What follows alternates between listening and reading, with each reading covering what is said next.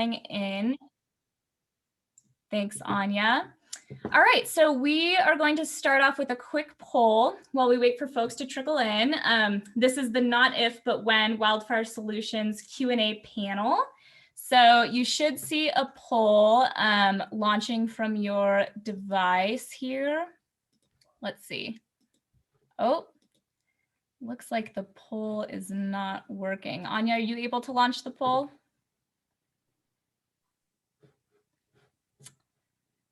Nope, no poll. Well, I see it. There it is. There it is? Yep. Yes. Awesome. All right, yeah, so go ahead and tell us where you're joining from and what inspired you to watch the film and attend today's session. Me personally, I'm joining from South Lake Tahoe, and I am super excited about the film and excited to share it all with you. And you guys should be seeing my intro slide, correct? Yep, yes, it's right behind the progress. Perfect. All right, so Anya, if you want to go ahead and end that poll, we can see how folks answered.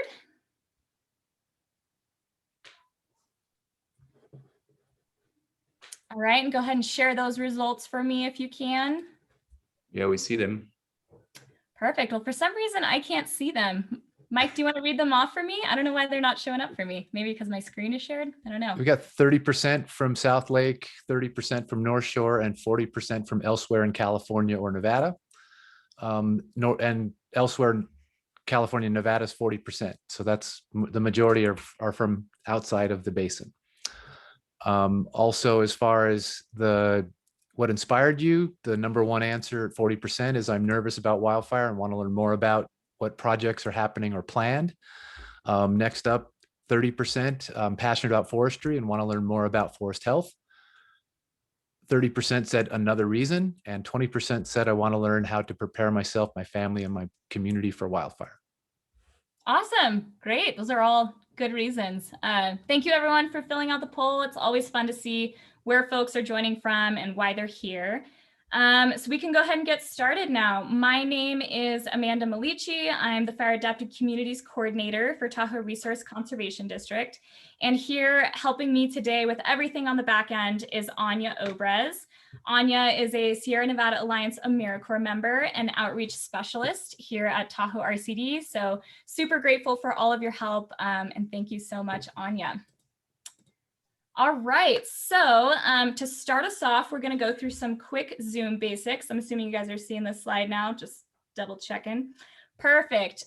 So I know we've all been using this platform for a while now, and most of us are pretty well acquainted, but I just wanted to point out a couple things. So the first is that you will all be muted for the entirety of today's panel. Please remain on mute. It sort of helps us eliminate background noise and distractions. And so please direct all questions to the chat box. Your chat box should be automatically sent to Anya Obrez. She'll be compiling all of our questions for us today. And you'll see that at the very bottom of your screen. So again, make sure that it's set to Anya Obrez and direct all those questions to the chat box. Next Zoom thing is I find it super helpful to set your view to speaker view. It may be automatically set to gallery view at the moment, but instead I think you should set it to speaker view so that you can always see who's talking and you don't just see a bunch of heads. And the third is that we are recording today's event. We'll be posting it on the Tahoe Living with Fire YouTube and to our Tahoe Living with Fire Facebook if you want to watch it again or share it with your friends.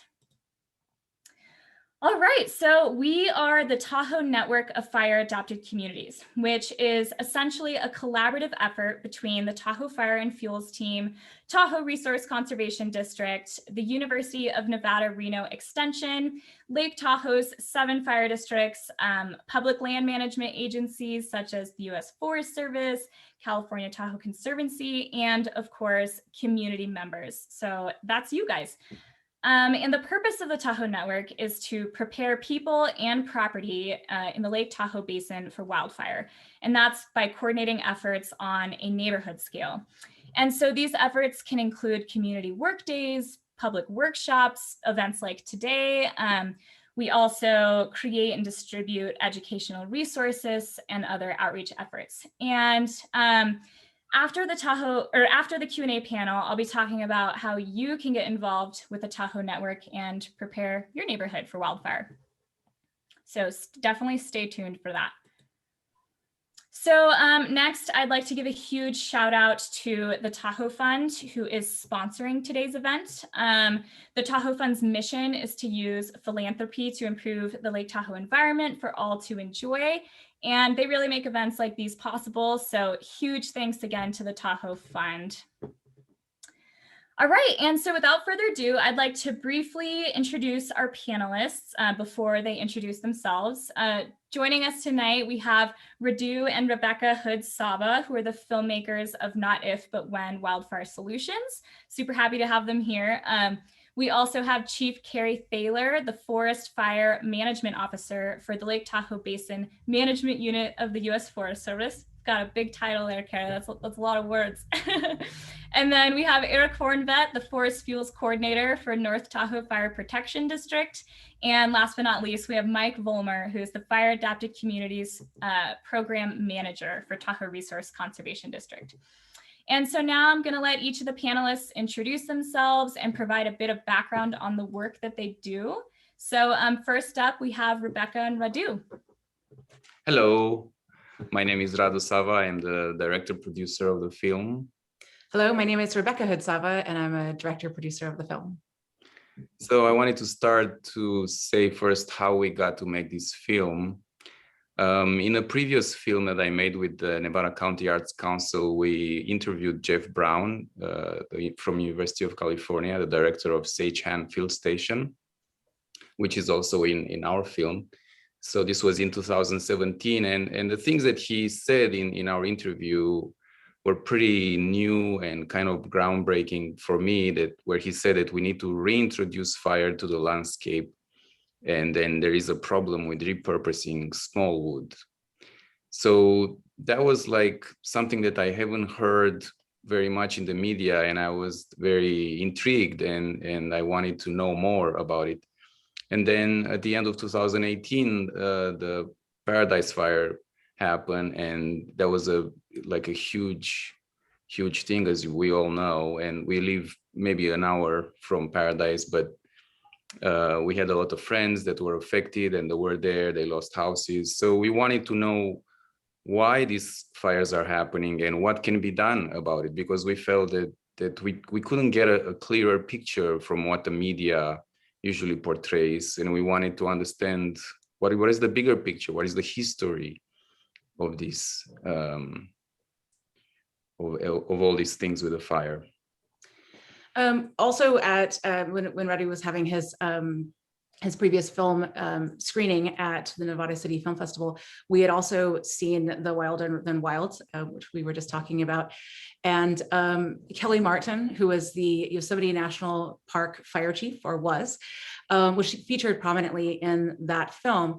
And we were talking with her afterwards, and she said, she felt like that the area needed to have more of a woman's approach to fire. Instead of fighting fire, we needed to work with it. And we thought that was a really interesting idea, the idea of working with nature and working with our surroundings rather than fighting against it.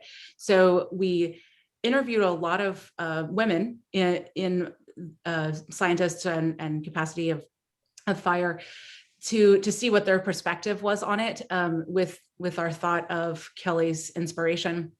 And hear their perspectives.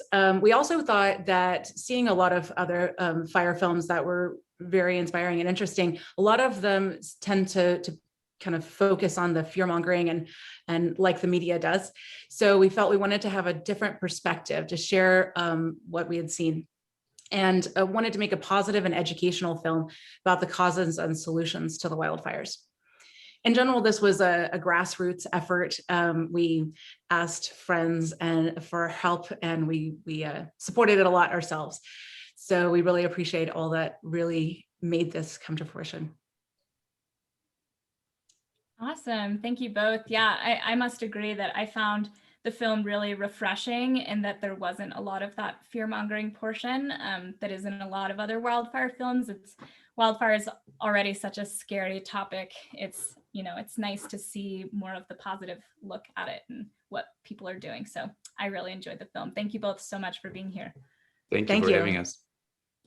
All right, next up we have Chief Carrie Thaler.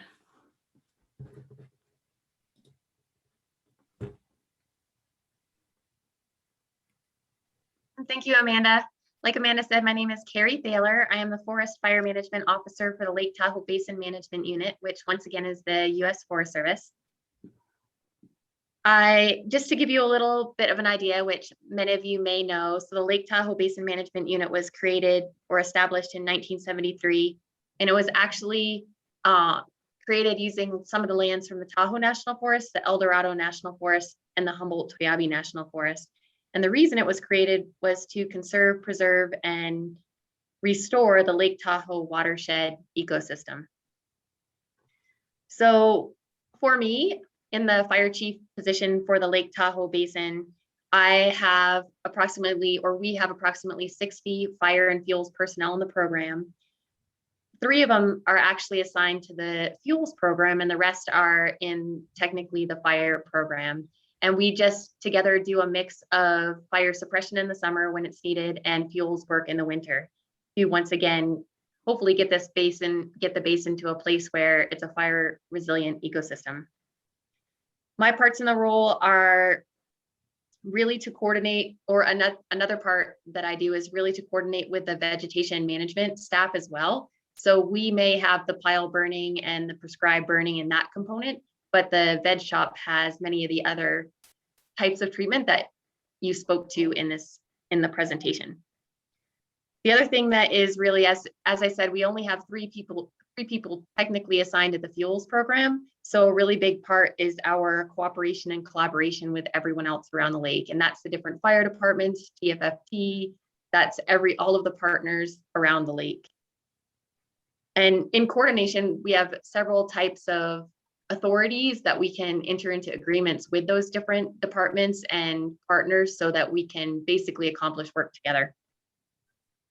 Another thing that's really important to me for us as a program is preparedness for the community, education, fire prevention messaging, and responsible recreation messaging. So a lot of that happens in the Lake Tahoe Basin through the fire pit, the fire prevention information team. And so that's another component. So while we're doing this fuels work, to also educate the public in all of those areas. For me, I've only been in this position since October of 2019. So a lot of people have a little bit more of the history of the area than I do. But I've started my career in wildland fire in 1995. So I've been doing it for a little while, just in other places. So I'll do my best to answer anyone's questions tonight, and my contact information is on the screen. So you're welcome to email me later or contact me if you have further questions, or if I need to follow up on something, I will make sure to do so. Thank you, Amanda. Awesome. Thank you so much, Chief Thaler. I'm super happy to have you here, especially since the U.S. Forest Service is such a big player here in the basin. All right, next we have Eric Horntvedt.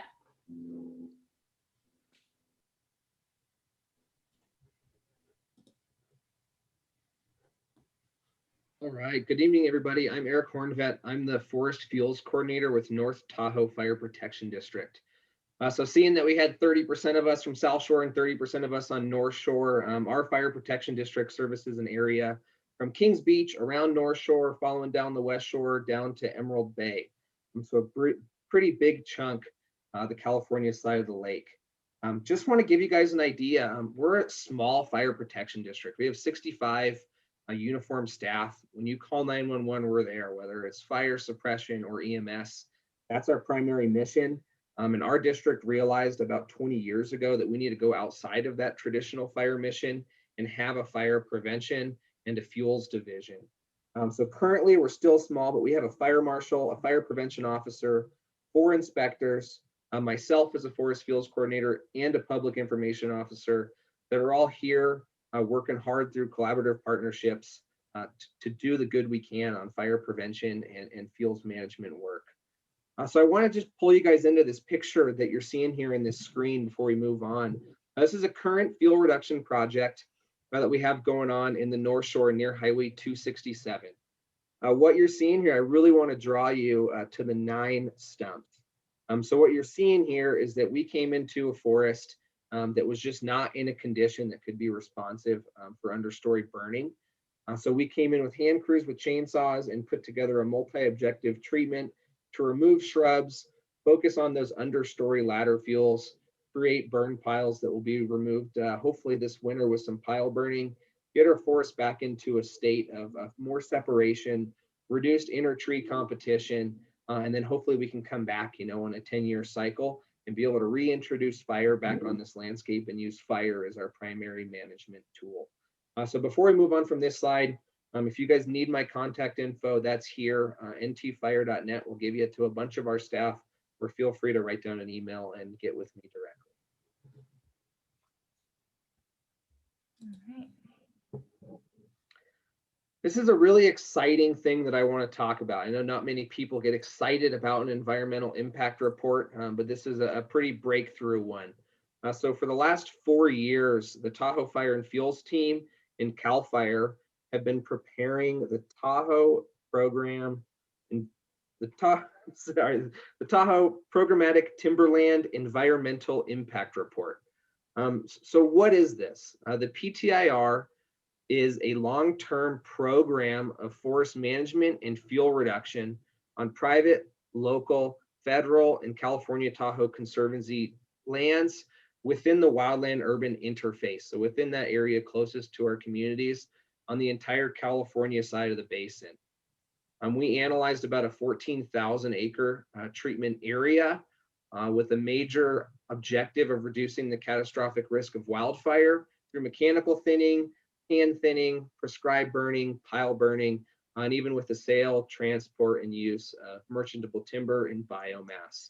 So we're really trying to get to ourselves of a goal of getting 900 to 1,300 acres of prioritized treatments completed each year. And we're going to be working multi-objective. We're definitely working to reduce the threat of catastrophic wildfire, but we're also going to be looking to increase our basin forest resilience to climate change, drought, pests, insects, disease, working on restoring some meadow and riparian ecosystems and habitat quality, and really looking at taking on a more all lands fuel reduction approach. So we're really trying to get away from creating these boundaries where Fire Protection District comes in and treats private land, and then the Forest Service maybe a couple of years later or a couple of years prior had done a treatment on their land, and you just get this disjointed treatment area. So we're really looking at trying to get into an all lands fuel reduction approach. A big reason this PTIR was created was that in California, we have a very unique regulatory environment in California and in Tahoe. We wanted to more efficiently and comprehensive understand our effects of forest management. And in turn, this should allow us to actually improve our project approval and delivery process as we work through all of our environmental permitting through later treatments. So really exciting. This was just finalized this spring by CAL FIRE. And we're very excited to start analyzing some future treatments and get some of these larger landscape treatments together to patch together, you know, multiple private landowners, state lands, local lands, and get our forests back into the shape they should be.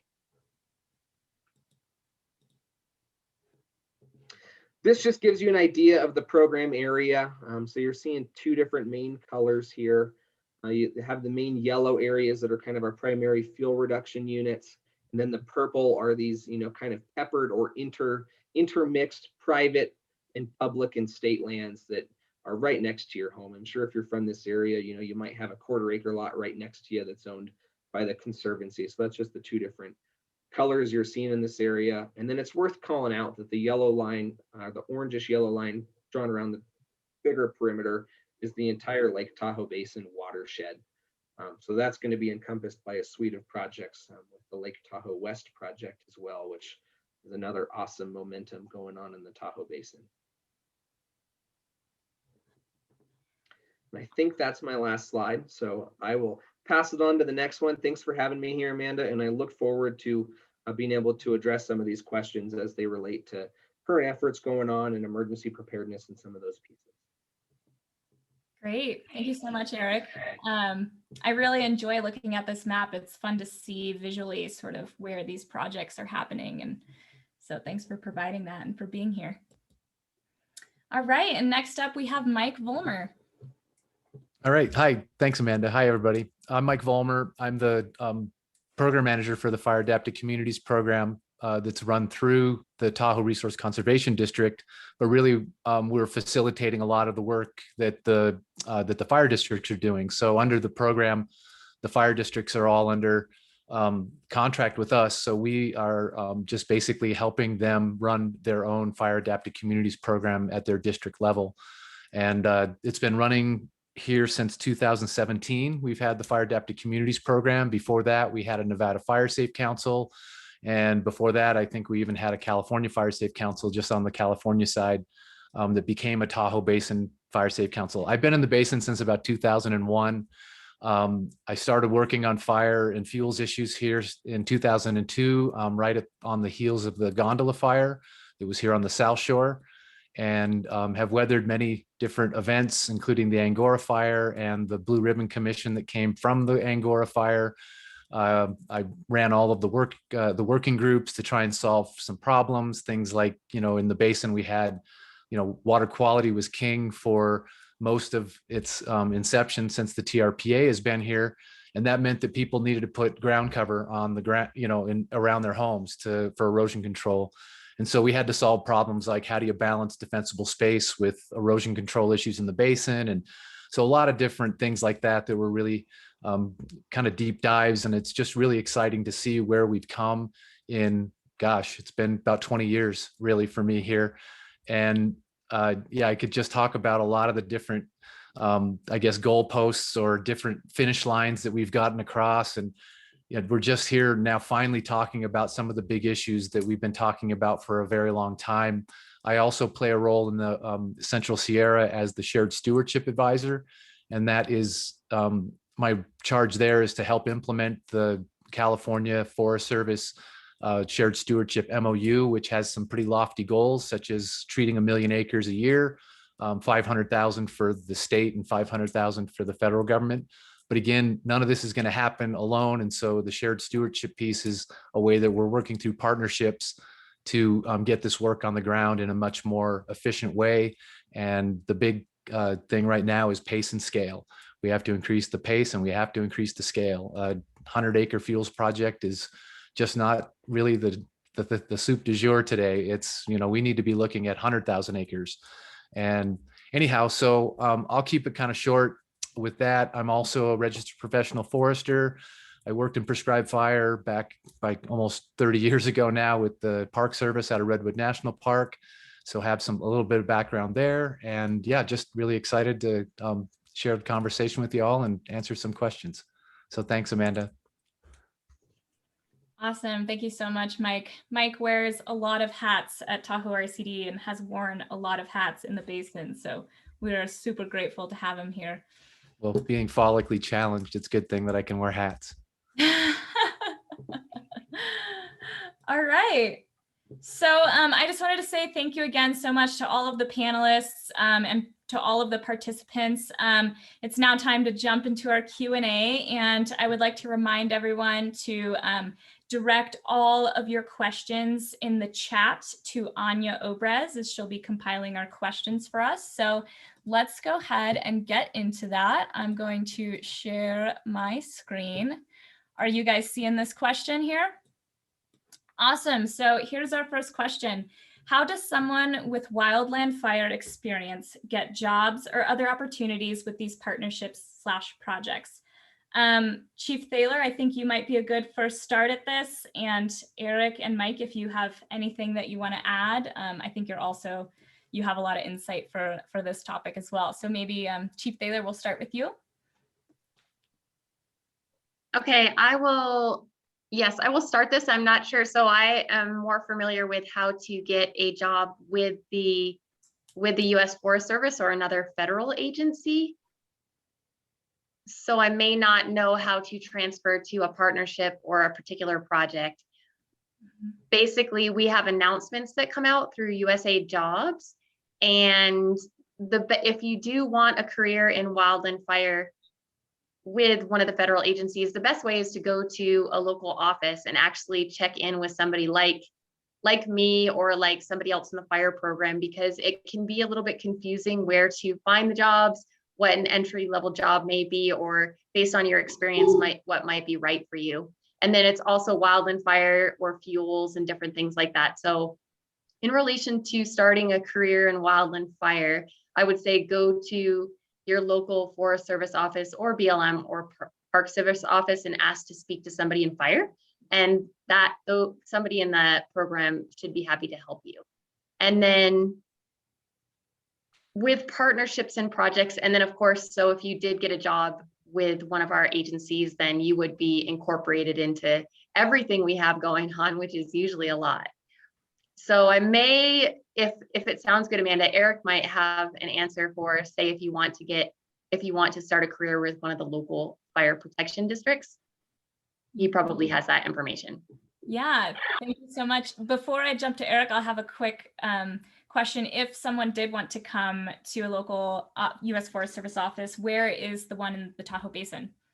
The one in the Lake Tahoe Basin is on College Drive, 35 College Drive, and it's on College Drive off Alta. And you can go to, if you Google on the internet, the Lake Tahoe Basin Management Unit Supervisor's Office, then that is location.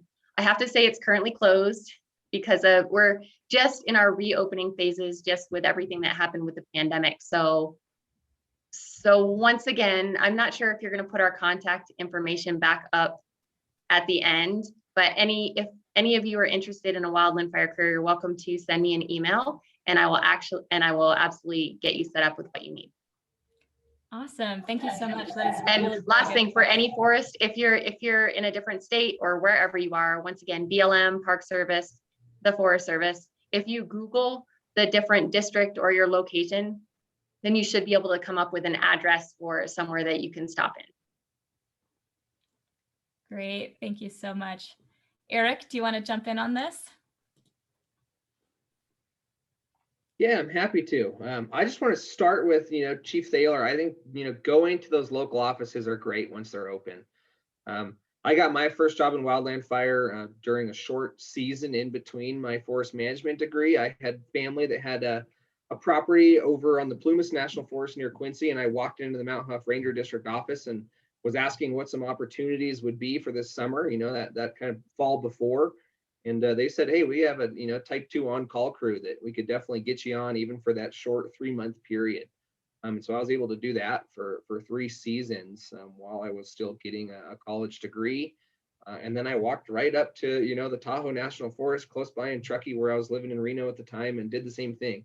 Made some connections. They helped me out, apply through USA Jobs, and that's how I got my career started in wildland fire.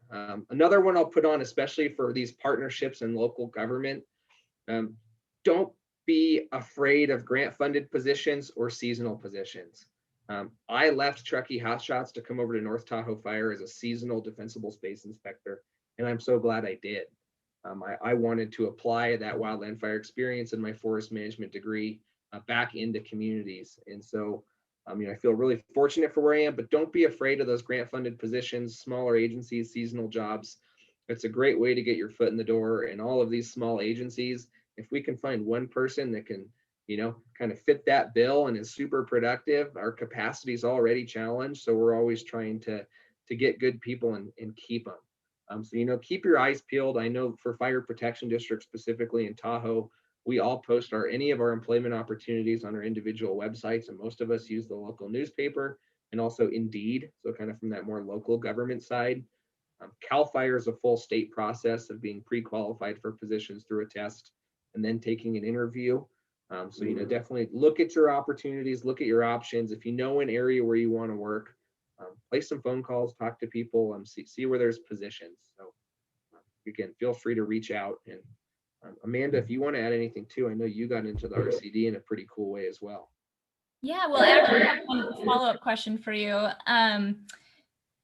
are these seasonal defensible space inspector jobs reoccurring every year? Like, can folks keep looking out every summer for these positions, and when do they usually open up? Good question. Yes, they reoccur every year.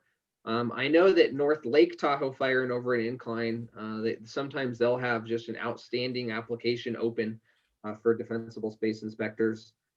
Each winter or early spring, we release our seasonal defensible space inspector position opportunities as well.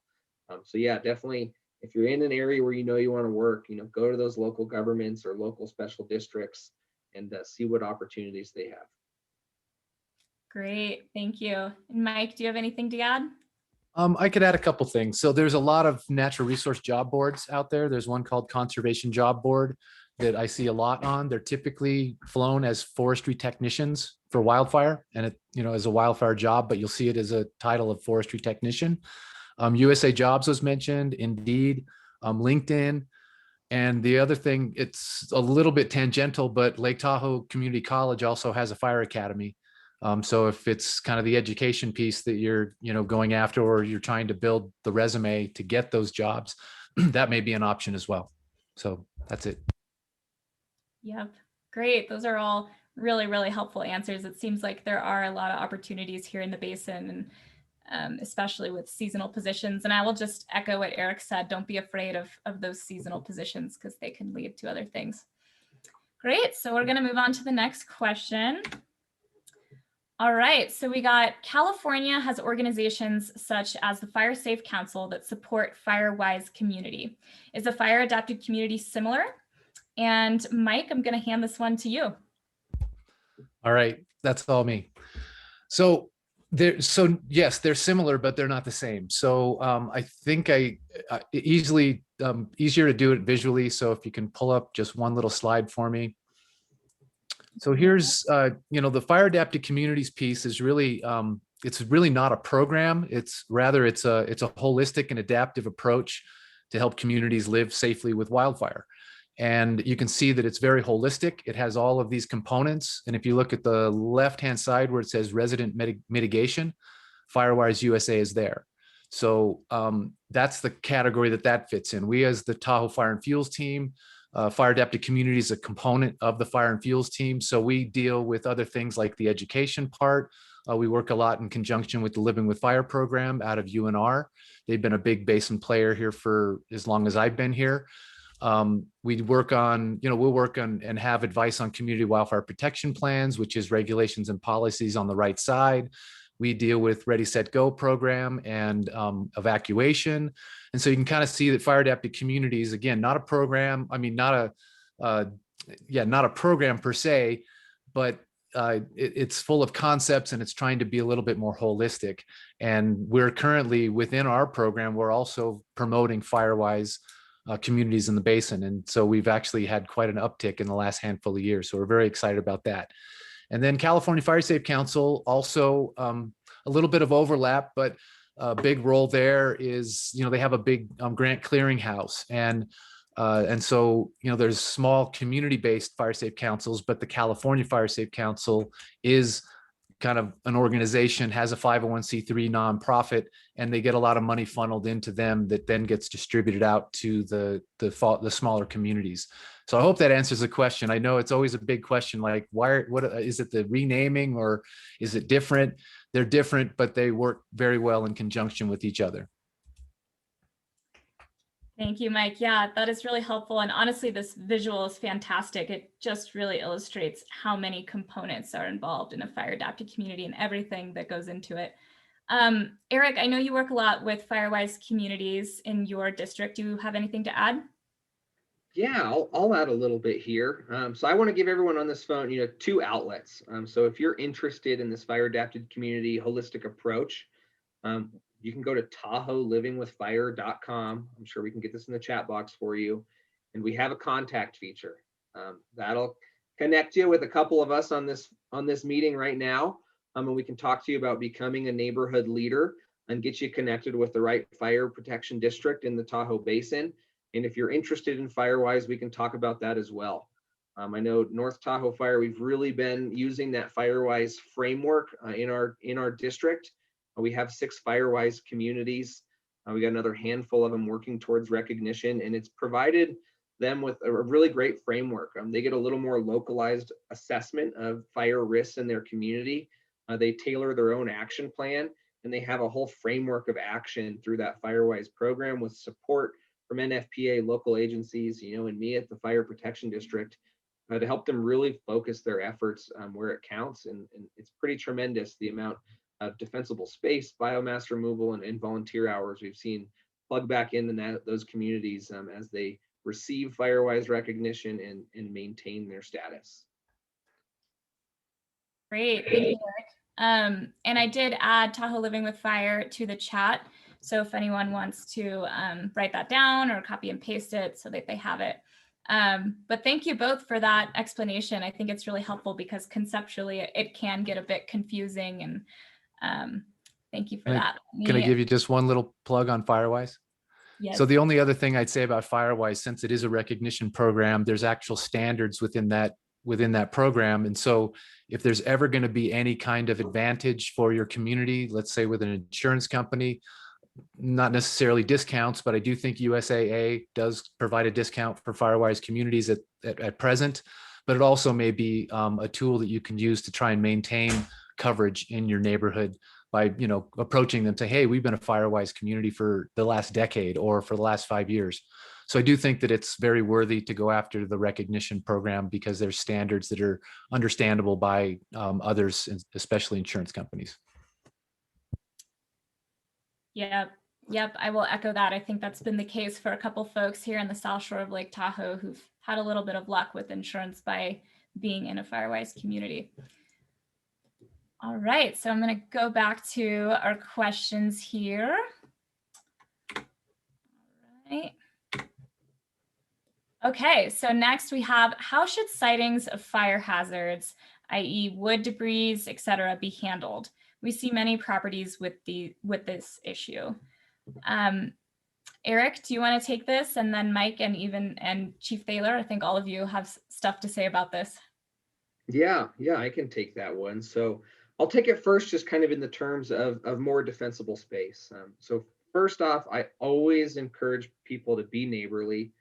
It takes a community working together on defensible space to actually create a form of protection. So be neighborly, talk with your neighbors, see what's going on. Why did they have pine needles accumulate on their house and roof that year? Maybe they had some medical issues or some hard times. So be neighborly, talk with your neighbors, work together as a community, number one. We always encourage that. Number two, if you see issues, on state or public lands, they both have outlets to get to those. I can get those in the chat box. The California Tahoe Conservancy and the Forest Service both have hazardous vegetation or hazardous tree hotlines that they're hyper responsive to, and they're usually pretty dang good about getting a crew out there sooner than later and getting some mitigation work done on those state and federal lands. So we're really lucky to have those partners that are responsive and are understanding of those issues here in the Tahoe Basin. As far as private land, you've got either a vacant lot that was never developed next door or a house next door that just has defensible space issues. I ask you guys, encourage you to reach out to your local fire protection district. If you're in Lake Tahoe, you can reach out and usually schedule a defensible space inspection at your own house with us easily and for free. And while we're there, we can get a better field of view of the complaint next to you and help start an inspection process. So that way you get a better idea of if there's anything that needs to be done in your property. And then number two, we can start a noticing and inspection process on that lot next door to you so that they're aware of the work they need to do to be compliant with defensible space. On the California side, you can get into the weeds. Some of the counties have ordinances that are a little more strict and can have complaint forms and some other pieces. So, specific to the North Shore, if you're in Placer County or El Dorado County, that is another option to submit a complaint through those county ordinances. And, I ask you to work through those other steps first and, only use those enforcement channels or complaints when you really have like a top tier, really large fire issue and no work has been done on it while trying to take that neighborly or, educational enforcement route. The one other piece I want to talk about that we get a lot is piles and wood chips. It's really common when you go in for a fuel reduction project for multi-acres to have burn piles sitting on that unit for 2 years or more. Usually it takes about 2 years for those piles to fully cure, for us to even be able to burn them rather successfully. So if you see burn piles, feel free to reach out to the agency that's conducting that project and, ask what their plan is for it if you're curious. But in general, it's better to have those piles, the way they are. We changed the structure of the fuels and we put it into a pile with intent to burn it in that location without damaging the surrounding forest. So, piles on the landscape, are usually not a big issue, and we're working towards getting those burnt and removed. And the other one's wood chips. It's really common to see fuel reduction projects, especially in communities where we don't have plans of using understory burning later, to chip that material back onto the lot and spread the wood chips out, to a shallower depth. I've gotten a lot of issues this year with, people reaching out thinking that these wood chips are a big fire hazard, and it's not. Again, we've changed that structure type in the forest and we have those wood chips spread out. We've rearranged that fuel. Great, thank you. That's really helpful context with the wood piles. And we get a lot of questions from folks who see these piles and think that they're just going to sit there forever. So that's helpful context. Mike, if you have anything to add, we'll go to you. And then after Chief Thaler, maybe you can talk a bit about the U.S. Forest Service hazard tree hotline and what folks can do if they have questions about hazards on public land. All right, so Mike, I'll hand it to you. Great, thanks. So Eric covered it really well. I just wanted to draw it back to the film. This was a big thing that Jeff was talking about as far as none of this wood has any value. And so we end up piling it and burning it in the forest. So if we had outlets like a biomass facility or something like that nearby, we wouldn't have as many piles on the landscape. However, there are areas where the slopes are steep enough that it has to be done by hand, and you just can't carry all that debris off the slope by hand because we have mechanical restrictions and things like that. So just wanted to bring it back to that piece, that, yeah, you're going to see piles in the woods, but as Eric mentioned, we've redistributed the fuels, and in fact, they are in a safer configuration than they were before the treatment. It'll also obviously be better after they're burned and gone. But that's just one of the issues that we have to deal with because we're dealing with a waste stream more than a product stream. So that was it. Great, thanks. And real quick before we hand it to Chief Thaler, is your background a pile burn or is it an understory burn? Can't tell with your face in there. Oh, that's actually a pile or a understory burn in Incline Village. So North Lake Tahoe Fire has been burning in the backyards of multi-million-dollar homes for about 20 years now, and they've been very successful. Just we call it boutique burning, but they've done a really great job. I think they have their whole WUI treated over there, and they've pretty much burned just about everything, and they've been very successful and haven't lost a fire at all. So good stuff up there. Thanks. Nice. All right, and Chief Thaler.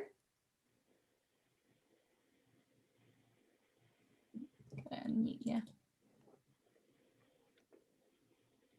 Okay, I think like Eric said, if you do have a sighting of a fire hazard or a hazard tree or wood debris and you have concerns, we do have a hotline. I have it labeled as the Urban Lots Hotline, although there may be I'm not sure if you have a different number for the hazard trees, but I do have that number if you want me to post it in the chat. And for those of you that are not familiar, so the urban lots, the Lake Tahoe Basin is very unique in that we have state, federal, and all of these small lots intermixed with residences around the Lake Tahoe area. So some of them may be CTC, some of them are U.S. Forest Service, and they're supposed to be labeled. So if you do have concerns, you're welcome to call the hotline, report it, and as Eric said, it's whoever is answering from the Veg Department is very responsive.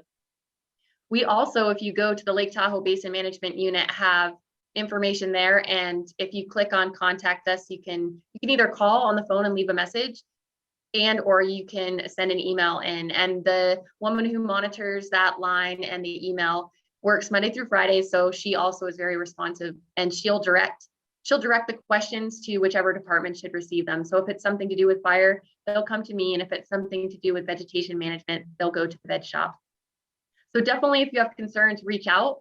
And if nothing else, we can answer your questions. We can give you a timeline as to when we may be in that area to address the issues.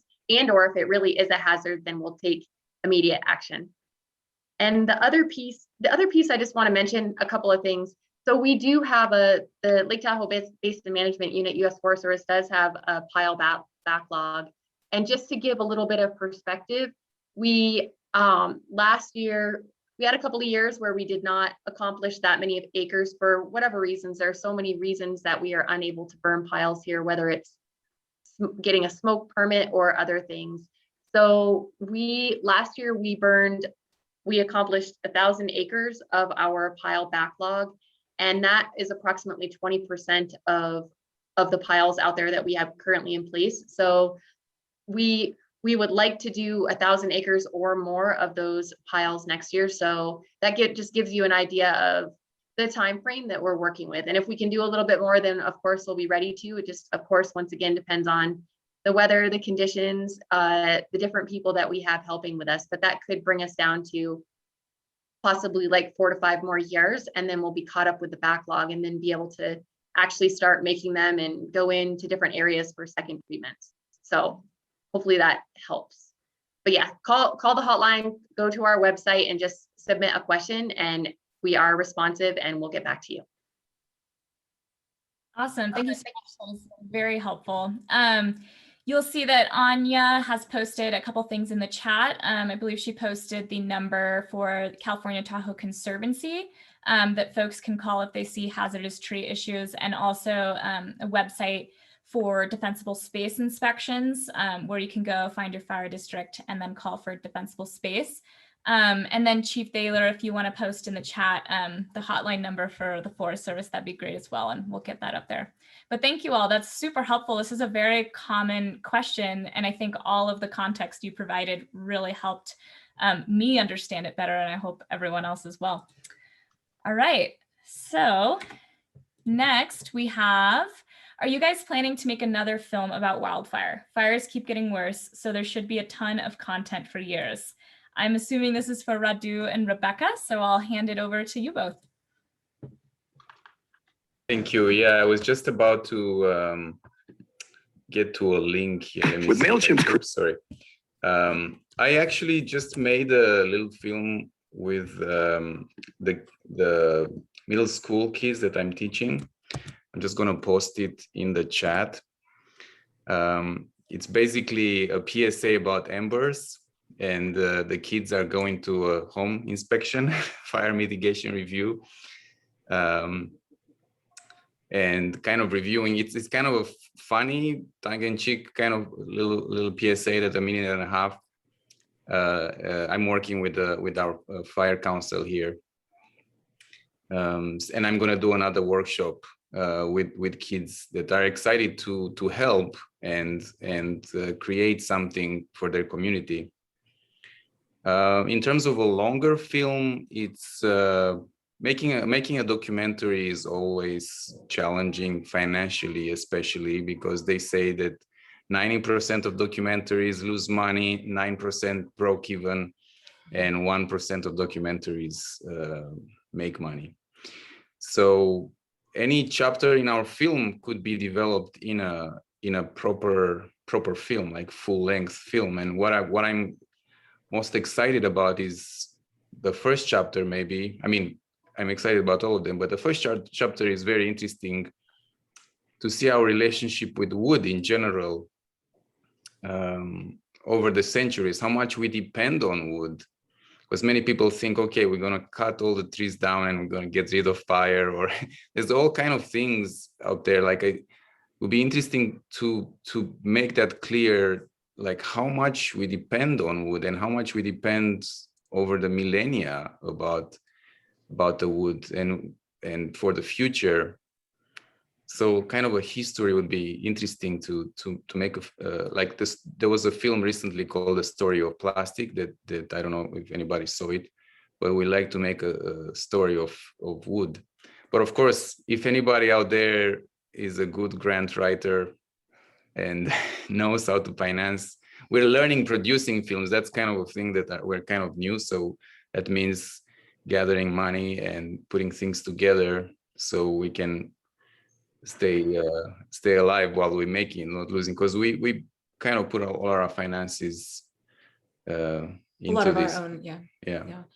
It's also like just the fact that a tree can bring so much water to the area. So like just having a tree, another tree there. So it's kind of complicated that we need to remove a lot of extra wood, especially the small woods in the forest. And of course, all of you fire managers will be able to explain specifics, but also the really large trees and the old growth trees bring so much water to our area, right? And so it's kind of a big complex issue that we wanted to delve more into, which is connected to fire. Well, what she's referring to, I think it's also, we saw a movie recently that was saying that the California got so dry because all the redwoods on the coast got removed.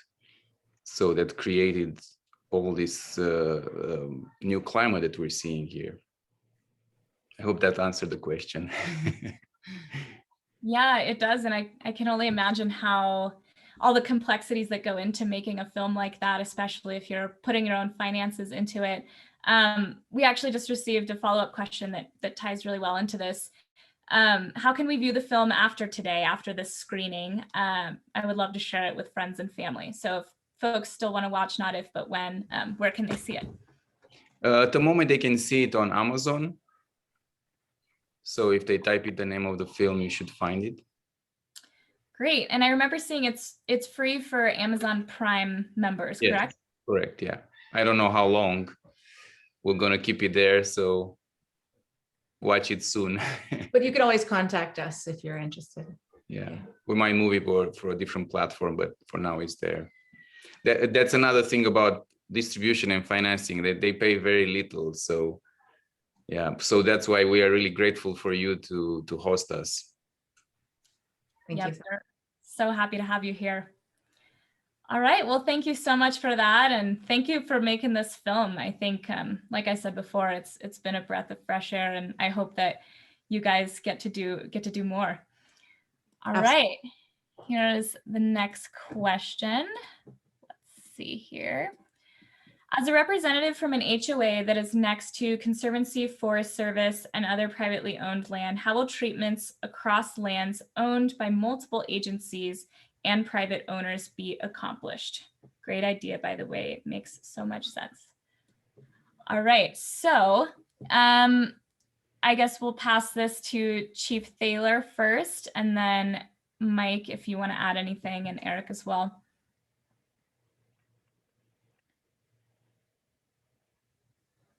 Am I unmuted already, Amanda? Okay. How will it's a little bit hard for me to see. How will treatments across lands owned by multiple agencies and private owners be accomplished?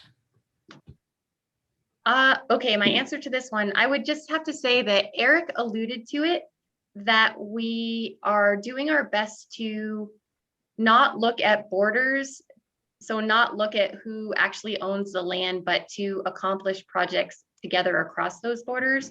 And there are different authorities that give us the opportunity to enter into agreements together. And those authorities may allow, say, the state to accomplish work on federal lands, may allow us to work on non-federal lands. And I think those are the two big ones. So, and or pay other people to give funding to other partner organizations to complete work on federal lands. And it's the Good Neighbor Authority, the Good Neighbor Authority, the Wyden Authority, and also the Stewardship Authority. So we talk with the other fire protection districts and or the California Tahoe Conservancy, and we come up with projects to do collaboratively. So the U.S. Forest Service, we have an agreement with North Lake Tahoe Fire Protection District right now. We have one with Tahoe Douglas Fire Protection District. And then we work with CTC. We work with NDF, and as I say, partner so that we can do work together on both federal and non-federal. And then working into, and Firewise, I know that both Mike and Eric spoke to. So while we're doing all of that work, the communities and the owners, the residents are also doing their part. So collaboratively, we're getting the work done throughout a whole neighborhood. And so that will be with the residences and their private lands, and then also the urban lots that are mixed in.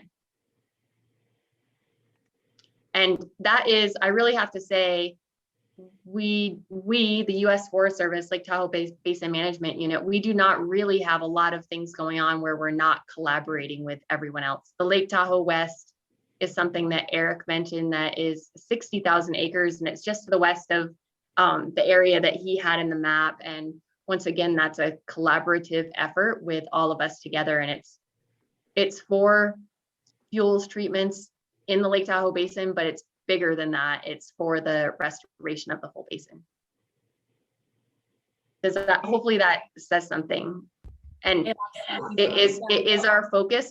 We all know the condition that the basin is in right now, and it's the focus of all of us. And it's a pretty incredible place to work, to have this many people in one area that really do care about the people here and the basin and the watershed overall, and having everybody work so hard to get it back to where it's good for the ecosystem and it's fire resilient and people can just live here and we can maintain it, as opposed to trying to get it to a place.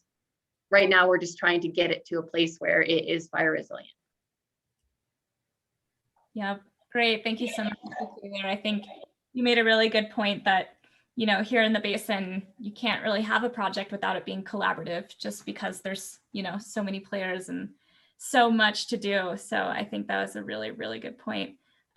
Mike or Eric, if you have anything to add quickly, we're running a bit out of time, but if you have any last thoughts on this question, you can go for it. I'll jump in real quick. Just because since the middle of February, I have been the Central Sierra Shared Stewardship Advisor, and I deal with the Plumas, the Tahoe, El Dorado, and LTBMU. And our first charge has been to collect, prioritize project lists from the region. So not just the 4 Forest Service, the 4 national forests. I've got 4 CAL FIRE units. I have 6.5 large landscape collaboratives, including Lake Tahoe West. Fire safe councils. There's a whole lot of players in all of this. And I'll just say that, going forward, the real thing is that the real statement here is we cannot do this alone. Nobody. So it's all about partnerships now. It's all about cross-boundary projects, as Chief Thaler described, which would be Forest Service and California land bordering. And I end up with one of those entities taking on the whole polygon. California gives the Forest Service money, or vice versa, and they treat the whole thing. And so again, this is all about pace and scale. We're behind the curve. We've really got to get up to speed here. But yeah, everything moving forward is pretty much in this light of partnerships and working together across landscape, across boundaries and all that. So yeah, it's a great question. And I know we've talked about it for a couple of decades of this larger scale, but it's finally here. So yeah, so we're really excited moving forward, and California and the Forest Service are committed in the state to, really get after it. And there's a lot of money in California right now with climate change initiative and other programs. So we're excited to do this, and hopefully we'll be having another webinar in 10 years and we'll be looking back and, and we'll be in a much better place, hopefully. So yeah, great question. Well, and this is great because I think that brings us full circle, because that's one of the biggest themes of the film, is that going into this is about collaborative partnerships, and not just the role of 1 or 2 agencies, but all of these agencies and the communities. And so that just seems why we're here at this session today, is because that was one of the themes of the film. So great answers. I just have a couple last slides here just to close us out. So thank you everyone for all of those questions and for our panelists for really, really thoughtful and thorough answers. I learned a ton right now, and so I'm sure all of our participants did too. Yeah, and so now that we have heard what agencies are doing, I think it's time to talk about how you can get involved. If you live here in Tahoe, you can become a Tahoe Network neighborhood leader. We currently have over 50 neighborhood leaders around the lake who educate their neighbors on ember awareness and defensible space, host block parties and work days, and apply to become Firewise communities.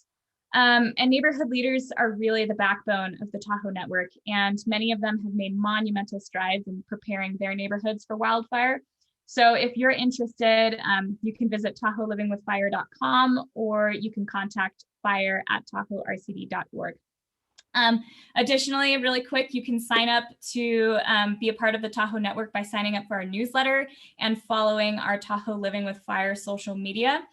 After today's event, I'll be sending a follow-up email next week that will include all this information, including contact info for our panelists, the YouTube link to watch this session again, in case you wanted to, go through some of the answers and questions or share it with a friend.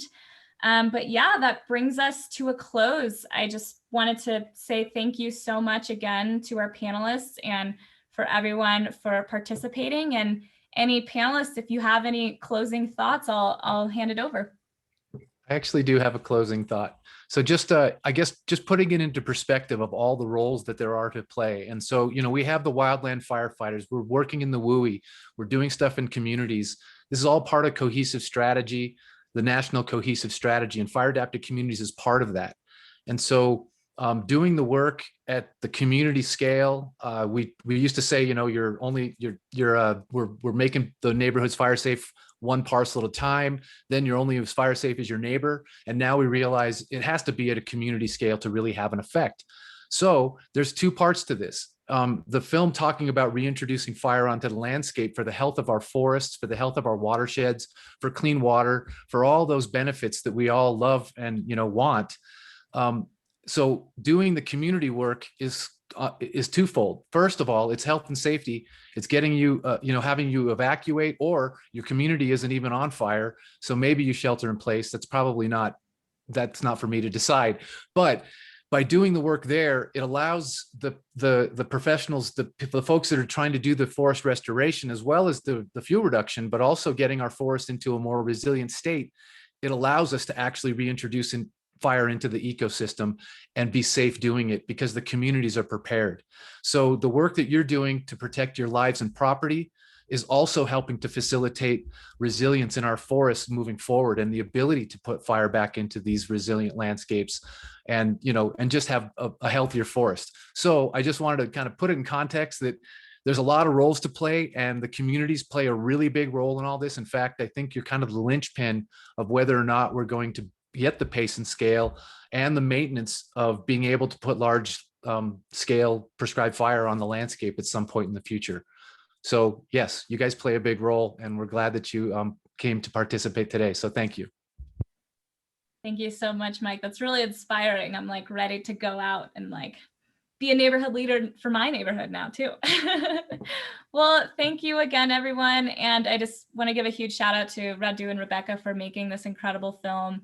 I really enjoyed watching it. I watched it twice, and we'll probably watch it again. So thanks a lot. 3 times. Nice. Thank you so much. And I think we're at a close, everyone. I hope you have a good night, and I hope this gets your gears turning because we're mid-season, so we're getting ready. All right. Have a good night, everyone. Thanks, everybody.